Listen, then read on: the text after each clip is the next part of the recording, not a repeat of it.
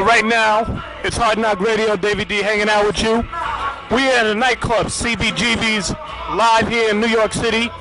And we are standing next to the Bronx Puerto Rican, a legend, one of hip-hop's pioneers. We're talking about Prince Whip-a-Whip. How you doing, son? Yo, Lampin', you already know, Dad. I'm cooling again. You know, man, I just wrote this little article about you not too long ago. In fact, the other day.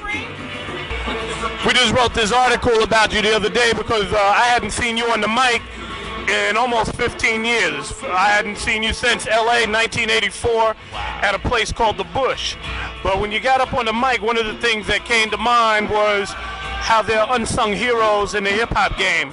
And your particular contribution, and you can tell me if I'm right or wrong, would be the type of impact that Puerto Ricans in particular, you know, their involvement and what they had on the game that we call hip-hop. What's your assessment of this? I mean, were you just one of a handful of Puerto Ricans, or were there a lot of folks like yourself that were blessing the mic back in the mid and late 70s? Actually, you know, it's wild to say, but there was like three. It was three of us. And on the microphone, it was Ruby D, myself, and man, I know he's gonna be mad at me, but I forget their name on Sugar Hill, on Mean Machine. Right, Mean Machine, I remember them. Remember they did that, and of course, you know, we had DJs like Charlie Chase and Disco Wiz, so there was really like, there's a handful of individuals that I could mention, but literally on the microphone, blessing it first was Ruby D, my member of the Mean Machine, myself. I mean, like right now, you hear Puerto Rico Ho, and you think, it's like, who's that? That's us back in the 70s from a tape that somebody's like, you know, took from that, and a lot of people don't know that. Yeah, so it's like we're on other people's records, everybody get paid for it, but you know, Lord look out, I ain't mad at nobody. But let me ask you this, you know, I mean, aside from the uniqueness of just being Puerto Rican and on the mic, when I came up, and I'm from Soundview for people who don't know that's listening, to me, the Fantastic Romantic Five, or just the Fantastic Five as y'all were then, you know, you always seem to, I always thought a rivalry, even though I don't know if there was one, between Grandmaster Flash and the Furious Four at that time. And I always saw these comparisons because you both had dope DJs. You guys had Grand Wizard Theodore, there's Grandmaster Flash. But I had always expected the Fantastic Five to have been on, to take it to that next level. What happened? Was it a thing of being overshadowed, or was it just wrong place, wrong time? What was the deal? You know what? It's like we really, I don't know, something happened in 82, 83 when we did Wild Style. After touring the world and coming back, it was just like, wow, that was like the most incredible thing. And I was like, well, I've been around the world, I've done everything, now what's left? And then that's in the beginning of the crack, you know, when New York was just beginning, because back then, everybody was at the Fever, everybody sniffing blow. Coke was a regular thing. Right. It wasn't taboo. So we're talking about the powdered stuff back then. Yeah, the powdered stuff. And then, you know, you get those who would cook it and want to get deep. And from there, you know what came out of that. So that stifled a lot of people's growth, though. Not only that, but the wise ones, you know, said, hey, let me get into something else and try something else and make sure that I can provide later on, you know, because you don't know what the game is going to be like. Well, let me go back in the time a little. How did you guys hook up as an MC team? Dada Rock, Ruby D, yourself, Master Rob, and then, of course, you know, Grand Wizard Theodore, being on the Wheels of Steel. How did you guys come together? Well, it was actually mutual respect, because they were L brothers. Theodore, Kevy Kev, Master Rob, and Chief Rocker Busy B were the L brothers. And back then, me and, wow, it's a lot. Because back then I was Cold Crush. I was me, Dada Rock. You was a member of the Cold Crush? We originated the Cold Crush. That's what we started the Cold Crush. Ah, see, I never knew that. Okay. And it was a you could say not a conflict, but a business disagreement in regards to, you know, Charlie Chase, in regards to the group, because me and Dada Rock were already together. We were Salt-N-Peppa. Right. We was, you know, before that, we were down with Grandmaster Caz. It was DJ Caz and the 3 MCs. So we were the Treacherous Trio, in which you hear Big Bang Hank spin on, you know, Treacherous Trio, be proving the joints. So, I mean, that was before that. So it's like, I'm going reverse. So to start it all off, I'm a seed from Grandmaster Caz. what I'm saying? Because I started out with him. He was the DJ, I was the MC. So it was DJ Casanova Fly, MC Whip a Whip. It wasn't even no Prince then. You know, I never knew that out of all the years, you know, coming up. I never knew that. We've never did no real in-depth interview. It's like this we could do a movie. A straight up documentary with the original people. Unfortunately we can't get everybody, but I mean we had a coalition right now with Cass, Herc, Bam, myself, one member, Legends, one member, well CEO, Coalition and Empowerment of Hip Hop. Okay. It's, you know, one guy from every group, you know, the baddest. And sometimes two, you know, because we got Raheem, Ellie Mel, you know, Cass from Cold Crush, me from Fantastic. So, and we putting it together, and yo, everybody just got to look out, because look, we form Voltron whenever needed. I mean, you know, to put it in layman's terms, kind of like, you know, so people can visualize a guy from a different group and everybody getting together and just doing one crazy old school show. So that's what that's definitely needed, because I mean, right now, everybody's going back into time and starting to unearth things. And you know, like I said, when I heard that you was at the place the other night, I was like, oh snap, man! I ain't seen dude in a long time. But you know, going back to this whole thing, though, you know, like I said, as much as I pride myself on hip hop knowledge, and I was on that scene, I never knew you all came out of Cold Crush. Yeah, we started Cold Crush. Okay. I mean, I sat down. We was thinking of the name. You know what I mean? And we just got it together. It was Tony Tone, Charlie Chase, to give you the original members, T-Bone, which is named Mr. T, Teddy Ted, Dada Rock, myself, and Easy A.D. Now, you know, my history goes back with you and Dada Rock being Salt-N-Peppa. Right. You know, and maybe you can speak on that, because I always tell people there was a Salt-N-Peppa before the female Salt-N-Peppa. So how did that form, and what was that about? Well, I mean, back when I was with Kaz, back then we'd rock a whole night. And what I mean by we doing a party, that means from 9 o'clock to like 4 or 5 in the morning is Kaz on the wheels of steel. He has somebody to back him up like A1 DJ Mighty Mike or the Disco Wiz. But on the microphone, it was just me by myself. And, you know, and we literally would rock all night long. You know how we used to do back in the day. We'd stop like around 12 o'clock, slow it down, some slow music. Come 1 o'clock, it's really time to tear that shit up. I think folks nowadays don't really appreciate and understand the meaning of endurance. Oh, it took a lot. We've been through it all. So then I had to like, yo, I need a partner. And sure enough, we was looking around, and at that time it was MC. His name was Dottie Dot. Really? Okay. You know, so I interviewed a bunch of brothers. We have them play some beats down to A1 DJ Mighty Mike's crib, and just had auditions. And Dot stood out, you know, and then we would be everywhere. We'd hit the lab, we just would write. And I don't know how it just clicked to where we do the like inner thing, you know what I mean? We do each other's work. Call and response. And, you know, it was like, whoa, it was butter. So we clicked. And then Mean Gene from the L Brothers were like, yo, man, y'all guys, every time I see y'all together, y'all just like Salt-N-Peppa. We looked at each other, we were like, Salt-N-Peppa, that's the shit. And from then on, we started writing Salt-N-Peppa routines. Well, if you hear a lot of Salt-N-Peppa routines now, from when they first started, like Shake That Thing and all that, those are RO routines. That's straight from Wild Style. That's straight from a cassette. My mic sound nice, check one. You know my mic sound nice. That's a Fantastic Five routine. That's Salt-N-Peppa routine, our original shit. Well, you know, that's the other thing I wanted to ask you. And this goes back to my first question about being overshadowed. I always knew the Fantastic to do routines. Mm-hmm. We also knew Flash to do routines. A lot of those routines have become foundations for groups today. Sure.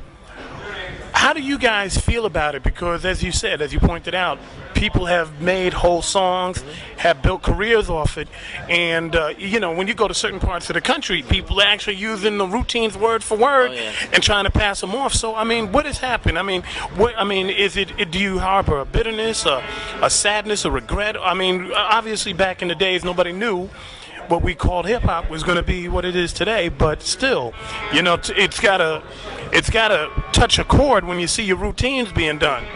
Well, yeah, there's two answers to that. The first one would be for those who didn't know. Then there's nothing I can say, but you know they know good shit when they hear it, so they gonna want to spit it. But for those who do know, and then don't even like give any type of recognition, there's a few groups out there I could mention, and I mean they straight up. There's one group that I give props to, and that's Jurassic 5, because DJ Akil, he seems to, me and him seem to be really cool, and Charlie Tuna, they butter. But when I hear them, you know, it's so great to know that, you know, they came from us, and that they spit it and let it know, like, you know, let it be known like that. So I give them props. As far as anybody, you taking some stuff, you know, what can you say, man? Everybody gets everything taken. What can you say about that? You know, one of the things that is also interesting and unique, well, there's two things. One, I see you, Africa Islam, Curtis Blow, a couple other cats that being the first wave after Bambaataa to go out to Los Angeles. And when you touched down in LA, you were touching down at a time that hip-hop was starting to really take hold there. Were you a part of that early scene? What were your thoughts on it, and comparing it between New York and then being a part of the LA scene and a place called the Bush? You know, well, see, that was the thing. The Bush here, water the Bush, and well, wow, man, that was a mouth. That's a lot. We touched down. When did we touch down? When I touched down to LA, damn, I was one of the first. It was Ice. I hooked up with Ice. Ice had just did the record. I think he did a record called 6 in the Morning. Right. And he had that record out, and I was like, and it was sheer coincidence the way we met, because I was giving you know, I called up the radio and I wanted to give a shout out to my first wife. And I was like, yeah, Valerie, Prince Whipper Whip. And the guy was like, who's this? I was like, from Whipper Whip. Nigga said, hold on for a sec. And he came back, somebody else came on the phone, and they're like, yo, who this? I said, yo, I want to give a shout out to my wife, you know, it's Whipper Whip. Is it a fantastic father? Like, yeah.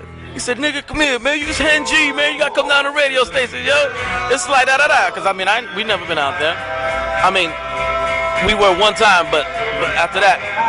So, I'm like, oh, okay. I didn't think about it, you know, I'm like, I go to the station, I met up with Ice, he was a cool dude. It was KDAY, it was Greg Mack's show, it was the Mixmaster show, so it was Hen G and Tony G and all them boys, and they were doing a Radiotron out there. And I was like, shit just reminded me of like the Grill here in New York and all the like the art galleries we did out here. Because at that time you had a lot of white boys that was also getting into it at that time. Of course, the full circle of hip hop. We had a lot of graph artists, you know, skateboarders. But it was real wild because we came out and I just started touring. Houdini would come down, wherever they, you know, show. We did it all over. We did Knott's Berry Farm, okay? And so we just started traveling with Ice, and from then we started the Bush, and you know we would say, hey, let's bring some New York out here, cause there ain't no New York out here. And once we did that, we were the first to come up with like the club with the 3 rooms. You know, we had the reggae room, we had the reggae band and the reggae DJ in the reggae room. We had a boom for rock and rollers to play rock. And then the big main floor for hardcore hip hop. So was this around '86? Because I thought I saw you in '84. I was out there way before then. I was there. Yeah, because it had to be '84. I was out there. We did when we was out there Wild Side, that was '83. That was '83, '84. Okay. And then we went out, it was probably like '85, '86. The Bush started '87. After Islam came out, because he started DJing for Ice and making beats and producing. Donald D came out, Gordy B came out. And let's see what we do. Oh man, the Bush just turned out to be the most incredible thing in Hollywood. It was a Tuesday night. Nobody threw parties on Tuesdays, like it's unheard of. And we'd make like $15,000, $20,000 a Tuesday night. Wow. Every week for years. It was incredible. So what has happened that Whipper Whip haven't really touched down and do his own records? I was under the impression that when Ice-T had formed his record label, remember when he got signed to Rhyme Syndicate, that people like yourself were going to come out underneath him. That seemed to be the plan, talking to Ice, but then it just never materialized. So how come you never went solo? Actually I did. I finished 2 albums, a Spanish one and an English one. Really? When's the Spanish one? It's called Latigador, which is whipper in Spanish. So this is new? Yeah. Okay, so now you're coming out with some stuff. Yeah. So what's the name of that album again? Latigador. And then the English joint is Ain't Nothing Changed But the Waistline. Okay, so you did step back into the game. Yeah. But you know, it's interesting you have it in Spanish because when I remember seeing Fantastic, I didn't hear you rap in Spanish. You are Ruby D. Why not? Never thought of it. It didn't really, like, you know, it didn't really hit me. It hit me when I went to Cali, and we did a show. It was a Cinco de Mayo show. I'll never forget this. And I wrote a record off of Santana. I did it with Hen G, Tony G, back then, because I was like, yo, all these Mexicans, we need some Spanish shit out this mother. Nobody was doing it. It was unheard of. So then I wrote a joint to Oye Como Va, which was Santana's Oye Como Va. And I called it Listen to How It Goes. And I performed this song with me. It was just myself and my 3 dancers. I had 2 females and a guy dancer. And it was a big thing. They sent us like 6 limos. There's only 4 of us. You know? And we just had it was just a great blowout. And it was a Cinco de Mayo thing. And Kid Frost was there. And so, you know, I did my whole show. We did the show. I did my Spanish joints, my 2 last Spanish joints, because it's Cinco de Mayo. I had to do something in Spanish. So the crowd went berserk. And me and Frost hooked up. Now, he rocked, but he didn't do it. All his shit was straight English. And so he was like, I seen him. He was like, and one morning he came to my crib. I'm in Hollywood we off of Cass was living in the same building. We on Sunset and Kingsley, because we used to call ourselves the Kings of Kingsley. And well, I was knocking boots, so I'm gonna Twitter to you real. He came to the door, and I was like, yo, what's up? He's like, yo, I need you to hear something. I said, go ahead, just play it through the window, you know. So he came, he played this shit. I'm like, yo, say hey. He played me La Raza, just the music. And I was like, yo, you put some of that Spanish up in there, you're winning. He came up, and when we finished that shit in the studio, the shit was the bomb shit. So to me, Frost was the first one to like kick in, because I mean he had all the Mexicans. He was Mexican. Right. So I thought Tony G was more of an influence at that time. Was. And you know that goes He's back. the one that did the song, the track for me. Listen to How It Goes.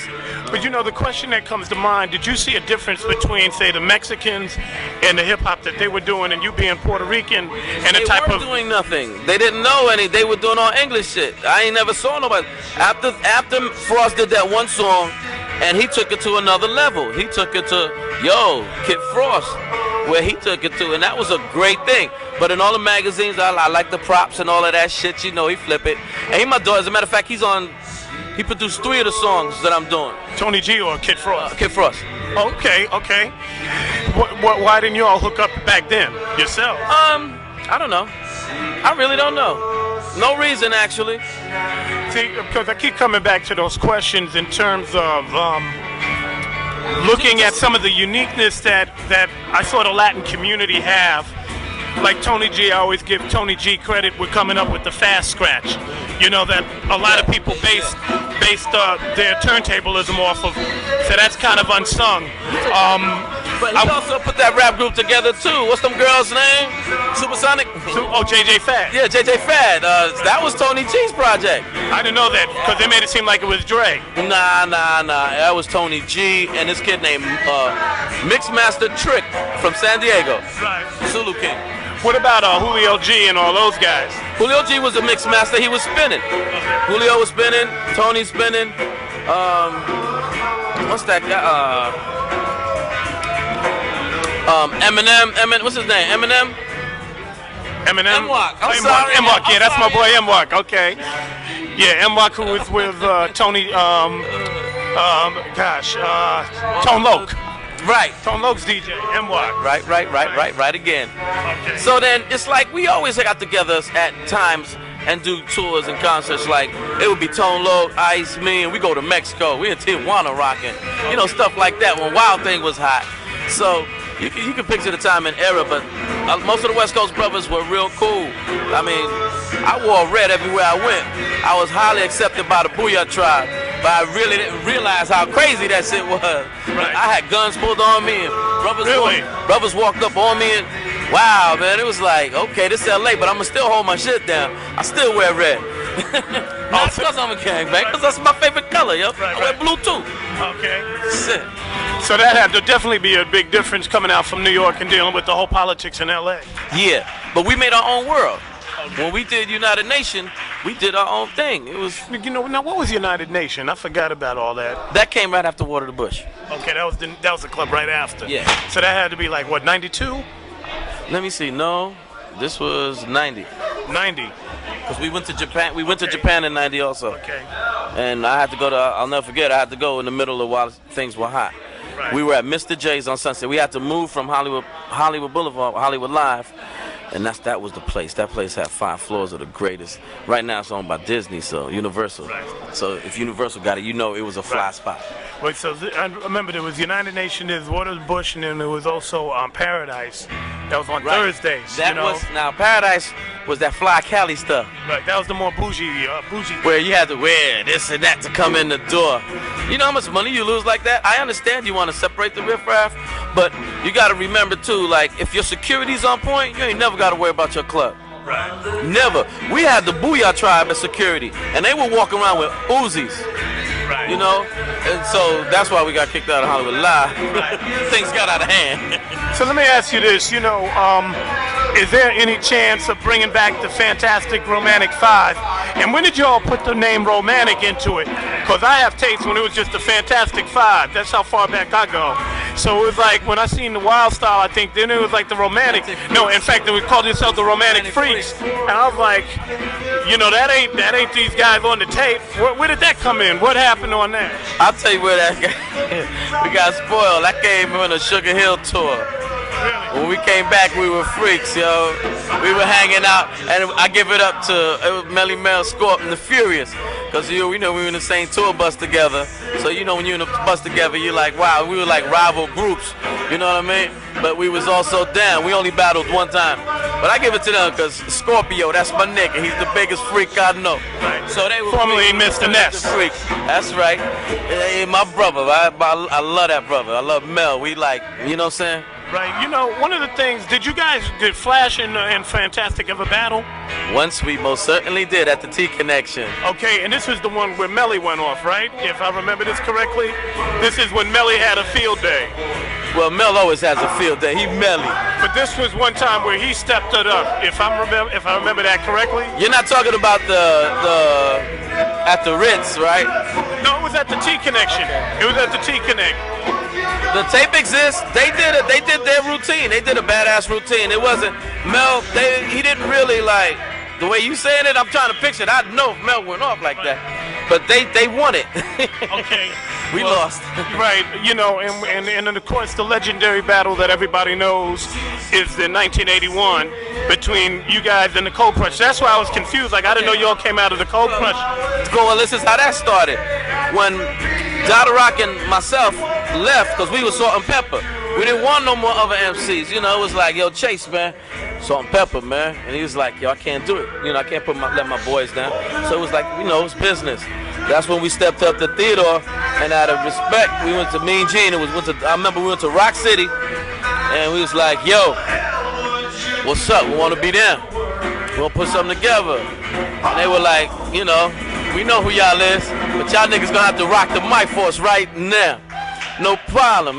Doc started doing our Salt-N-Peppa routines. By the time we were done, niggas was like, yo, we gotta talk. Bam, we had meetings, we set up days.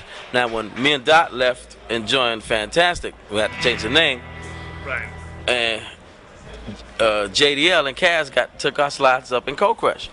Okay. And so there was always a rivalry because I'm from Kaz, and I left Kaz, and here we are with a hard charger group. We both crews had parties back to back. We were doing 2 and 3 nights in one night, 2 or 3 gigs in one night, 3-4 nights a week.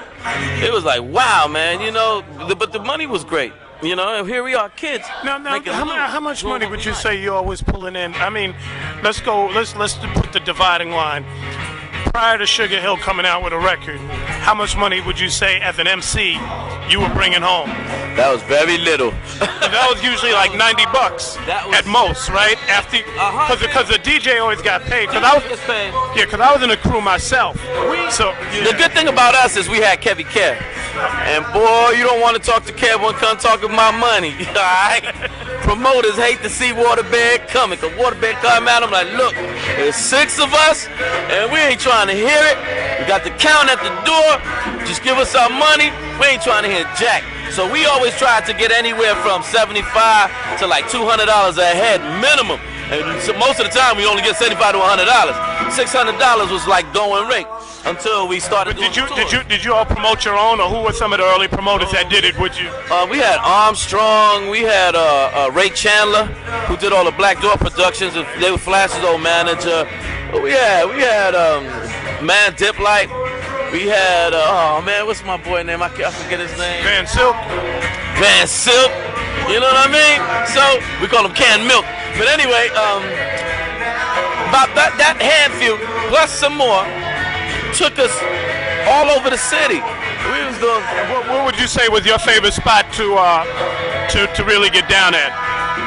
I had two favorite spots: the T Connection and Harlem World. Okay. Either one of those spots is a toss-up. Harlem World because it was Manhattan, and we was like, okay, now we're gonna see dressed-up girls. We're in the Bronx, you see them thug girlies, you know what I mean? It was like, now we get to see the honey. So to me, because I mean, Richard T was cool. We'd go behind the bar, make our own drinks. So that's the kind of thing, you know. And then another thing is that's the place that we partied the night before we filmed the basketball scene in Wild Style. Right. Okay. So we were up all night long till morning, waiting for sun, had to wet the ball, you know, court, so you bouncing the ball on wet ground and getting home, man. And you know that this is like certain things you just can never forget. Right. You know, one of the things that comes to mind also is going back to those days. A lot of times I see people look at people like Puffy, and they'll go, oh man, you know, those guys are materialistic and they're trying to dress all fly and all that. Maybe you could describe for our listeners that there was a whole get fly, and if you want to call it jiggy, we didn't call it jiggy back in the days, but I mean, you had to come with the Lee jeans pressed and, you know, go to Delancey Street and get your gear. So has that always been a part of hip-hop in your opinion? Yeah, well, I mean, but just look at me now. I've been fly from day one. You know, I mean, that's just like what we turned into freaks, yo. It's just the females were just mob us. It was like, yo, you know, I feel fortunate to know what it feels like to run literally through a stadium and have your clothes ripped off by females and seeking protection and shit like that. That's some incredible shit. You know, so. And you guys were just starting to experience it just when doing the early parties. Yeah, we were just regular guys, yo. We weren't nobody, but to them, we were like, oh, because it's Wild Style. And they're like, whoa. So to this day, we go to Japan and Europe, they call us heroes. You know, so Wild Style really took it to the next level for you. Yeah, Wild Style has really been a milestone just for the fact that it's a documentary, it's a piece of history that you can't erase, you can't change it or put your own version to it. That's the way it was, and you were able to see how shit really was in its rarest, rawest form. Now, you know, the only record that ever came out with Fantastic was the one that Aaron Fuchs put out on Tough City. What was that about? We did it. That was on a label called Soul on Wax. The Soul Clap record? Okay, because Aaron Fuchs, he said he had the only one. So what was that about? Aaron Fuchs bought it off of Johnny Soul. Our old manager sold us out. That's why the group broke up. It was like, yeah, man, we was stranded to a messed up contract. There was nothing we can do. I was like, I left. That's when I left. I left in '83. I'll never forget. September of '83. And from that point on, Fantastic really never really did much more. And that's why you hear a lot about the Cold Crush, because they were next in line. See, all the battles, Furious, it was only Furious, Fantastic, and Cold Crush. Literally on the battle tip. So Furious always had first place, and Cold Crush always wanted to battle us for second place, but they never won. So what about my boys from the Crash Crew? Mike and Dave. Oh, Break a Day Productions. Definitely nice. They had Manhattan sewn up. They were good. That's way after the fact, though. Okay. By that time, I was out of the game. Okay. I left the game. I said if it was meant to be, it's going to be meant to be. Well, I was looking at before Sugar Hill, so we're talking about 78, 79. Those years with all the crews. How would you rate them before and after Wild Style? Well, there wasn't that many groups on Wild Style. There was I mean, before and after the movie came out. Because after the movie came out, everybody got into the game again. But prior to that, there was just a hand. Look at Run DMC. They would look at Double Trouble. What Run DMC do? Exact same thing Double Trouble was doing. What was Double Trouble doing? Salt-N-Peppa routines. You see what I'm saying? Back and back with the integrateds up. that was Whippin' Dada Rock. That was us. We started that. We did that. And there it is. And I remember the first concert we did with Run, too. He never really did want to look me in the eye too tough. And then our posses got into conflict. And ever since then, he's like, yeah, what's up? But then, you know, he'll keep his distance, like, y'all ain't messing with them niggas because they crazy, you know? And I really had no animosity or nothing like that because that's not my heart. You know, that's not in me, never was. But you know, when Run DMC first came out, they used to take shots on their record. There would be subtle disses, you know, about old school and all that. And, you know, unless you was from that time, it would go over your head. But I always peeped it out.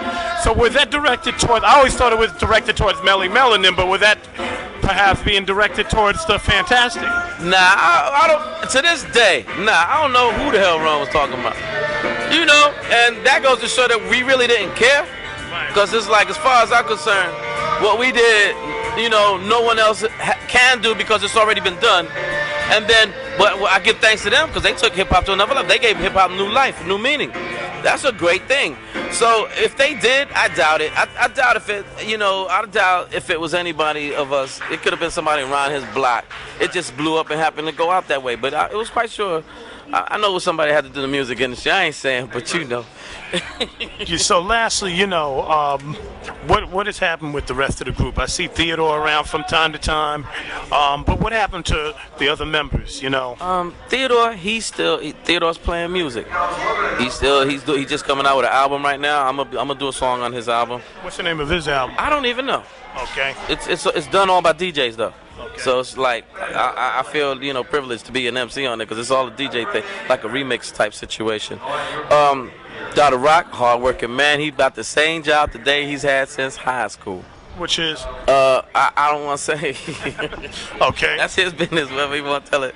It's a great job. It's not bad. It's a great job. But the guy's been in the same job for over 23 years. Wow. You know what I'm saying? I'm like, wow, you know, he ready to retire. He could have retired already. Right. After 20 years, he liked to work. He liked to work. And I mean, for the same job for that long, I'm like, wow, man. And Ruby D, he in Florida, got 9 kids. So he's like, if it ain't no money involved, y'all ain't gonna see me. Master Rob and Waterbed, they in the Bronx. They not into the music as much. They like really not into it. And the only reason I have been is because I've been one of the lucky ones to my voice is the same, so people trip. Because I'm still, like I said, that's why I say ain't nothing changed but the waistline. You know, and our thing was always about projecting your voice and letting people understand what you're saying. And you know, you don't really, you know, that was our main thing. Right, and it seems like a lot of MCs don't do that anymore. And maybe you could speak on that, the importance of showmanship. For example, I've run into a lot of new cats today, and they pride themselves on being able to think of rhymes off the top of their head. And I go, you know, most of the cats, when we came up, I have my rhyme books to this day. I mean, everybody wrote their rhymes, and it wasn't a question of memorize. It wasn't a question of coming off the top of your head. It was a question of projecting and moving the crowd. I used to come up my dome all the time. Kaz say this is the inventor tip right here. Kaz give me credit for it, you know. But I mean, I used to love freestyling because it was just something that I was blessed with, actually. So you did mostly freestyle, or did you do a lot of written? No, we wrote. You had the right. See, that's the good thing about doing freestyles. Freestyles are kind of like the interludes to your work. So of course, it was like we did it with finesse. I'd have my routines. Perfect example. I was in LA and I haven't seen Melly Mel in over, let's say, 14 years. We both have a gig in Japan. African Islam was like, yo, I got you and Mel. He mails us both the cassette. We listen to the cassette. I meet Mel in LA. We meet up at the airport. He has a layover and we get on the same plane. On that plane, we wrote our routines. For every song we had to sit there and we had a 2-hour show of him doing his routines, me doing mine. We never seen each other in 15 years. We got together, we'll say, all right, we'll use this hook here, we'll use this hook there. And we did an entire 2-hour show with nothing but hardcore beats with African Islam, and it was a fantastic thing. Right. So the interludes would be what, you know, you'd have to freestyle and flip to the top of the so Iz can get ready, because we never did anything together. So it would be kind of like jazz. You have a theme and you work around it. Exactly, and you build on it. But I mean, we had Ron. It would be like, all right, now this is where you put in 24 bars, and then I'll put in 24 bars, and then we'll get like 8 bars of hoes, and then you do another 15 bars. See, we like, you know, we were doing like half records.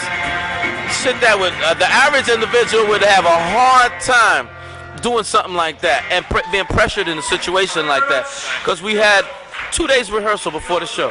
Wow. So that's cool. So once again, that's the advantage of writing and having to deal with the art of showmanship. And showmanship, definitely showmanship. Like you was talking about back in the days wearing the gear. You have to be fly. Come on, you didn't want to stand out. You don't want to be like. But you guys had the costumes and did the dance steps and all that. And people don't think that's a part of hip hop. Can you speak on that? That is part of hip hop. It sure is. We had the tuxes, we had the dance routines. Of course, you know what I mean. It's just incredible. Like, I'm in the 5 Heartbeats. You don't know this. I'm in the 5 Heartbeats though. And to see what they did, the way they projected the old groups that they were portraying, it's like it seems like that's us, because I mean that's where it came from. But I mean we were like, that's what, you know, it felt the same way. The whole movie is like, it's about you. But I'm in the choir, by the way, at the end. I'm wearing gold frames. You can check it out. Are you really in the 5 Heartbeats? Yeah. No kidding. Yeah, so I'm in Hollywood. You know, I was doing the SAG thing. Oh, okay. So I didn't know you was in other movies. Just that one, or others? I was in that, and I was in some other stuff I don't even remember the names of. You know how you just go, yep, I'm a SAG member, so I'm doing extra work. I was in all kind of stuff. Man, I better put my card in for the SAG thing. Yeah, you know. It cost quite good. Yeah, it's a grip.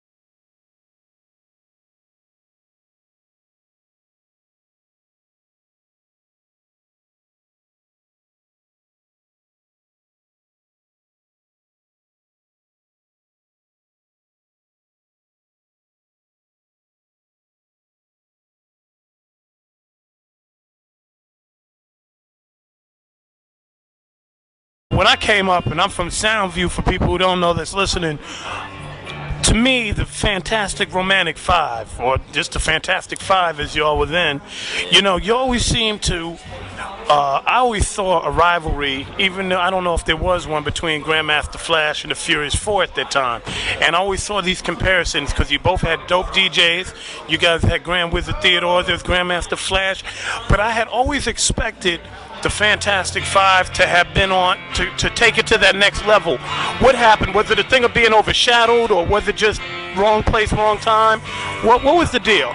You know what? It's like we really, I don't know, something happened in 82, 83 when we did Wild Style. After touring the world and coming back, it was just like, wow, that was like the most incredible thing. And I was like, well, I've been around the world, I've done everything, now what's left? And then that's in the beginning of the crack, you know, when New York was just beginning. Because one of a handful of Puerto Ricans, or were there a lot of folks like yourself that were blessing the mic back in the mid and late 70s? Actually, you know, it's wild to say, but there was like three. It was three of us. And on the microphone, it was Ruby D, myself, and man, I know he's gonna be mad at me, but I forget their name on Sugar Hill, on Mean Machine. Right, Mean Machine, I remember them. Remember they did that. And of course, you know, we had DJs like Charlie Chase and Disco Wiz. So it was really like, there's a handful of individuals that I could mention, but literally on the microphone, blessing it first was Ruby D, my member of the Mean Machine, myself.